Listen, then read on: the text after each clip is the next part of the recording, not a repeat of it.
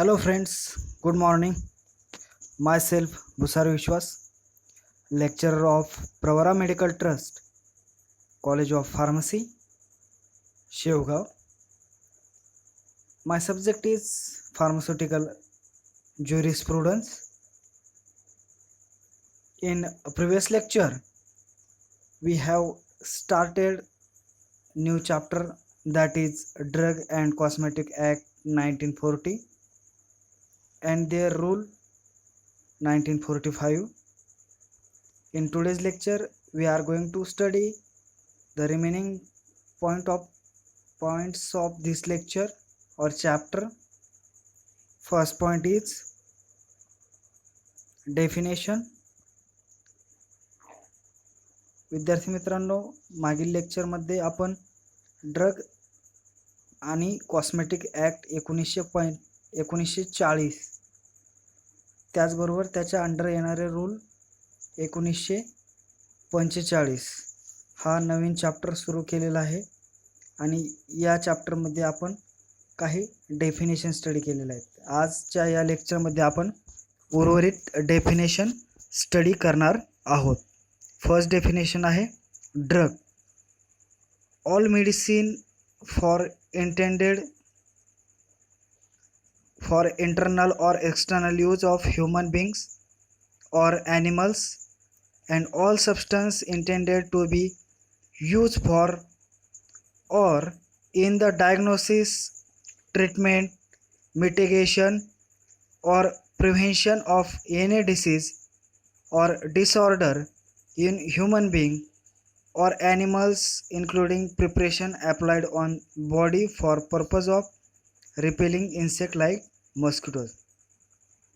Drug कशासाठी use करतो आपण, तर ॲनिमल किंवा ह्युमन बिंगमध्ये कशासाठी, डायग्नोसिस करण्यासाठी, मिटिगेशन करण्यासाठी, प्रिव्हेन्शन करण्यासाठी किंवा ट्रीटमेंट करण्यासाठी. कशाचं, तर डिसीज किंवा डिसऑर्डरचं ट्रीटमेंट, डायग्नोसिस करण्यासाठी, ट्रीटमेंट करण्यासाठी, मिटिगेशन करण्यासाठी, प्रिव्हेन्शन करण्यासाठी ड्रग आपण यूज करतो. कुठे, तर ह्युमन बिंग किंवा ॲनिमल्समध्ये. देन सेकंड वन आहे सच substance other than food intended to affect the structure of or any function of human body or intended to be used for the destruction of vermin or insect which causes disease in human beings or animals as may be specified from time to time by central government by notification in official gazette. काय सांगितलं second पॉईंटमध्ये, की असा substance other than food intended affect the structure or any function of human body. कशावर affect करतो, structure किंवा any function of human body किंवा intended to be use for the destruction of vermin किंवा insect which causes human beings और animals as may be specified from time to time by the central government notification in the official gazette. कुठे, तर central गव्हर्नमेंटच्या काय नोटिफिकेशनमध्ये, जे official गॅजेटमध्ये notification दिलेले असेल त्यामध्ये. देन लास्ट वन आहे all substance intended for use as a component of drug including empty gelatin capsule. कशामध्ये यूज केला जातं, एम्प्टी जिलॅटिन कॅप्सूल. ड्रग समजला आहे, ऑल मेडिसिन यूज इंटरनली और एक्सटर्नली ह्युमन बिंग और animals. these are intended for or to be used for the diagnosis, treatment, mitigation, prevention of any disease or disorder in human being or animal. जी human being किंवा ॲनिमलमध्ये जर एखादा disease किंवा disorder असेल ते treat करण्यासाठी, डायग्नोसिस करण्यासाठी, मिटिगेशन करण्यासाठी किंवा प्रिव्हेन्शन करण्यासाठी आपण जो मेडिसिन यूज करतो त्याला आपण ड्रग असं म्हणू शकतो. देन नेक्स्ट वन आहे last one such devices intended for internal और external use in the diagnosis, treatment, mitigation और प्रिव्हेन्शन ऑफ डिसीज और डिसऑर्डर इन ह्युमन बिंग और animal as may specified time to time central government by notification official gazette after the consultation with the board. काय केलं जातं, consultation केलं जातं त्या with the boards. Then second आहे drug inspector. In the relation to Ayurvedic, Siddha or Unani drug, inspector appointed by central or state government under the section 33G of Act in the relation to other drugs and cosmetic, an inspector appointed by central government or state government under the section 21 of the act. विद्यार्थी मित्रांनो, ह्या act मध्ये काय सांगितलं की it means in the relation to Ayurvedic, Siddha or Unani drug, an inspector appointed by central government or state government under section 33G of the act. Second one, in the relation of the other drugs and cosmetic, an inspector appointed by the central government or state government under the section 21 of the act. ह्या जे drug inspector आहेत त्यामध्ये काय सांगितलं की आयुर्वेदिक असेल, सिद्धा असेल किंवा युनानी ड्रग जे औषध आहे किंवा ड्रग आहे त्याच्या संदर्भात जे कायद्याचा कलम 33G अंतर्गत, कलम कुठला 33G अंतर्गत केंद्र किंवा राज्य सरकारने नियुक्त केलेले जे निरीक्षक, त्याचबरोबर कायद्याच्या कलम 21 अंतर्गत म्हणजे 21 अंतर्गत केंद्र किंवा राज्य सरकारद्वारे नियुक्त केलेली इतर औषधे आणि कॉस्मेटिकच्या संबंधात ड्रग इन्स्पेक्टर कोणी नियुक्त किंवा कशासाठी असतो तर आयुर्वेदिक, सिद्धा किंवा युनानी औषधाच्या संदर्भात कायद्याच्या कलम 33G नुसार किंवा 33G अंतर्गत राज्य सरकारने किंवा केंद्र सरकारने नियुक्त केलेले जे निरीक्षक, त्याचबरोबर कायद्याचा कलम 21 अंतर्गत केंद्र किंवा राज्य सरकारद्वारे नियुक्त केलेली इतर औषधे किंवा कॉस्मेटिकच्या संबंधात काय असतं तर 21G act. Next second one पाहायचं आपल्याला. Third one government analyst. In the government analyst it means in the relation to Ayurvedic, Siddha or Unani drugs, a person appointed under the section 33F. It means in the relation to Ayurvedic, Siddha or Unani drugs, a person appointed under section 33F.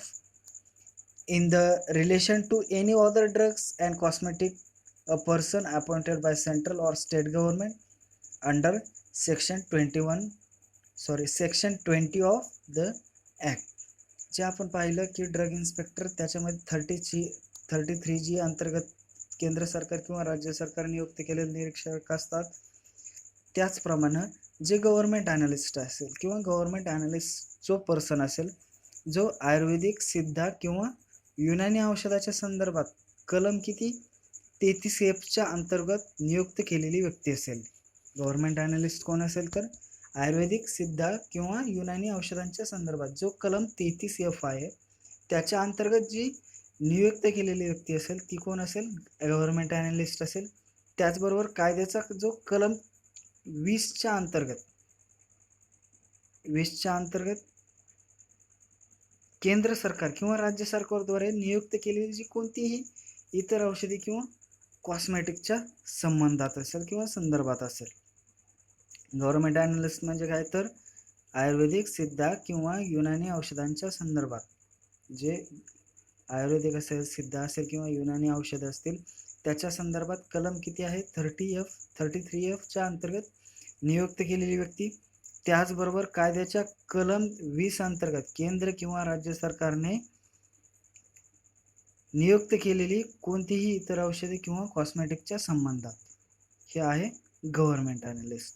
Then next one आहे qualified person. In that qualified person definition of qualified person is the qualified person is a person who hold a diploma or a degree in pharmacy or pharmaceutical chemistry, is a registered pharmacist under the Pharmacy Act 1948, has minimum 4-year experience is dispensing and has been approved by licensing authority as qualified person on before December 31st 1969. In shortly qualified person मध्ये काय सांगितलं विद्यार्थी मित्रांनो की असा person की त्याचं काय पाहिजे, डिप्लोमा किंवा डिग्री पाहिजे कशामध्ये, फार्मसीमध्ये किंवा फार्मास्युटिकल जे केमिस्ट्री आहे, फार्मास्युटिकल जे रसायनशास्त्र पदविका आहे किंवा पदवी त्याच्या असावी, डिप्लोमा किंवा डिग्री असावी कशामध्ये, फार्मसीमध्ये किंवा फार्मास्युटिकल केमिस्ट्रीमध्ये. त्याचबरोबर तो नोंदणीकृत फार्मासिस्ट असावा. रजिस्टर फार्मासिस्ट म्हणजे काय, तो नोंदणीकृत फार्मासिस्ट असावा. कशाच्या अंतर्गत, तर फार्मसी ॲक्ट 1948च्या अंतर्गत तो नोंदणीकृत फार्मासिस्ट असणं गरजेचं आहे. त्याचबरोबर त्याला किमान 4 वर्षाचा अनुभव पाहिजे कशाचा, डिस्पेन्सिंगचा, आणि 31 डिसेंबर 1969 रोजी किंवा त्यापूर्वी त्याचं रजिस्ट्रेशन किंवा पात्र व्यक्तीकडून त्याला परवाना देण्याची मान्यता दिली गेलेली असणं गरजेचं आहे. क्वालिफाईड पर्सन काय कोण पाहिजे, तर त्याची डिग्री किंवा डिप्लोमा पाहिजे कशामध्ये, फार्मसी किंवा फार्मास्युटिकल केमिस्ट्रीमध्ये त्याची पदवी असावी. त्याचबरोबर तो रजिस्टर फार्मासिस्ट म्हणजेच काय, नोंदणीकृत फार्मासिस्ट असणं गरजेचं आहे अंडर द सेक्शन किंवा under the act of 1940. Then किमान 4 वर्षाचा अनुभव असणं गरजेचं आहे किंवा व 31 डिसेंबर 1969 रोजी किंवा त्यापूर्वी पात्र व्यक्तीकडून त्याला परवाना देण्यात आलेला असावा. देन नेक्स्ट डेफिनेशन आहे न्यू ड्रग. नेक्स्ट डेफिनेशन आहे new drug. It means the drug whose composition is generally not recognized as a safe for use under the condition recommended or suggested in the label, and the drug whose composition is recognized as safe but which have not been used to any large extent for any appreciable period of time. In short, new drug मध्ये काय सांगितलं की ज्या औषध किंवा drug whose composition is generally not recognised, म्हणजेच काय, जर अशी औषधं की त्याची रचना सामान्यतः लेबलमध्ये सुचवल्याप्रमाणे असणं गरजेचं आहे किंवा सुचवलेल्या स्थितीत वापरली जाण्यासाठी सुरक्षित म्हणून ओळखली जात नाही. लक्षात आलं काय की याचा अर्थ असा आहे की ज्या औषधाची जी रचना केलेली असते लेबलची सामान्यतः लेबलमध्ये सुचवलेली आहे किंवा सुचवलेल्या स्थितीत वापरली जाण्यासाठी सुरक्षित म्हणून ओळखली जात नाही, आणि ज्या औषधाची रचना सुरक्षित म्हणून ओळखली जाते परंतु कोणत्याही कालावधीसाठी किंवा कोणत्याही स्तरापर्यंत वापरली जात नाही. न्यू ड्रग लक्षात आलंय. It means a drug or the drug whose composition is generally not recognized as safe for use under the condition recommended or suggested in the label. म्हणजेच काय, तर ज्या औषधाची रचना सामान्यतः लेबलमध्ये सुचवलेली आहे किंवा सुचवलेल्या स्थितीत वापरली जाण्यासाठी सुरक्षित म्हणून ओळखली जात नाही. Then and the drug whose composition is recognized as safe but which have not been used to any large extent for any appreciable period of time. किंवा काय केलं जात नाही की ज्या औषधाची रचना सुरक्षित म्हणून ओळखली जाते परंतु कोणत्याही कालावधीसाठी किंवा कोणत्याही वेळेसाठी किंवा कोणत्याही कालावधीच्या पर्यंत किंवा स्तरापर्यंत वापरली जात नाही. हे आहे न्यू ड्रग. तर नेक्स्ट वन आहे homeopathic medicine. in that homeopathic medicine, it includes drug recorded in homeopathic literature and their therapeutic efficacy has been established through long clinical experience and which are prepared according homeopathic technique but does not include medicine for parenteral use. Homeopathic मेडिसिनमध्ये काय सांगितलं की जे homeopathic साहित्यात नोंदलेल्या औषधांचा समावेश आहे. कशामध्ये? लिटरेचर म्हणजे साहित्य. Drugs recorded in homeopathic literature, homeopathic साहित्यात नोंदवलेल्या औषधाचा जो समावेश आहे आणि त्याची जी उपचारात्मक कार्यक्षमता आहे दीर्घ क्लिनिकल अनुभवाद्वारे स्थापित केली गेली आहे. लक्षात आलं की जे होमिओपॅथिक मेडिसिन आहे साहित्यात नोंदवलेल्या म्हणजे लिटरेचरमध्ये रेकॉर्ड केलेल्याप्रमाणे औषधाचा समावेश आणि त्याची उपचारात्मक कार्यक्षमता जी आहे ती क्लिनिकल अनुभवाद्वारे स्थापित केली गेलेली आहे आणि ती होमिओपॅथिक तंत्रानुसार तयार केली आहे. त्याचबरोबर ती कशानुसार तयार केलेली आहे तर it is establish through long clinical experience which are prepared according to their homeopathic techniques. Homeopathic टेक्निकनुसार ती तयार केली गेलेली आहे किंवा तंत्रानुसार होमिओपॅथिक जे टेक्निक्स आहे त्याच्यानुसार ती तयार केलेली आहे. परंतु पॅरेंटल वापरासाठी औषधाचा समावेश नाही. परंतु ह्या पॅरेंटल वापरासाठी त्या औषधाचा समावेश नाही. लक्षात आलं? थोडक्यात काय, जी होमिओपॅथिक साहित्य आहे ते नोंदवल्याप्रमाणे औषधाचा समावेश आहे परंतु त्याचे उपचारात्मक आणि कार्यक्षम दीर्घ क्लिनिकल अनुभवाद्वारे it is established by the through the long clinical experience and which are prepared according to their homeopathic techniques but does not include medicine for the parenteral use. किंवा त्या पॅरेंटल वापरासाठी औषधाचा समावेश केला गेलेला नाही. तर नेक्स्ट डेफिनेशन आहे पॅरेंटल प्रोप्रायटरी मेडिसिन. म्हणजेच काय तर it means medicine for internal और external use of human beings और animals and prepared according to formulae other than those included in IP means Indian Pharmacopoeia or any other book of standard. It means काय तर प्राण्यांच्या अंतर्गत किंवा बाह्य वापरासाठी जे औषध आहे आणि ज्या IP नुसार किंवा इतर कोणत्याही मानांकनाचं जे पुस्तक आहे त्याच पुस्तकाशिवाय किंवा सूत्राशिवाय तयार केलं गेलेलं आहे. कसं तयार केलेलं आहे? It means the medicine internal और एक्सटर्नल यूज. कसं तर इंटरनली किंवा एक्सटर्नल यूज कशावरती? ह्युमन बिंग्स किंवा ॲनिमलवरती. परंतु ते प्रिपेअर कसं केलेलं आहे तर according to their formula other than those included in IP Indian pharmacopoeia किंवा any other books of standard. The next definition आहे loan licence. It means a license issued by licensing authority to a person who does not have his own arrangement for manufacturing but who intended to avail of the facilities owned by another manufacturer. Loan licence म्हणजे काय तर याचा थोडक्यात अर्थ असा आहे विद्यार्थी मित्रांनो की जी एखाद्या व्यक्तीची उत्पादनाची स्वतःची व्यवस्था नसेल किंवा एखादा व्यक्ती स्वतः एखाद्या प्रोडक्टचं उत्पादन घेऊ शकत नसेल तो व्यक्ती काय करतो की दुसऱ्या उत्पादकाच्या मालकीच्या सुविधा मिळवण्याचा हेतू असेल त्याचा, अशा व्यक्तीस परवाना देणाऱ्याने किंवा परवाना देणं गरजेचं आहे.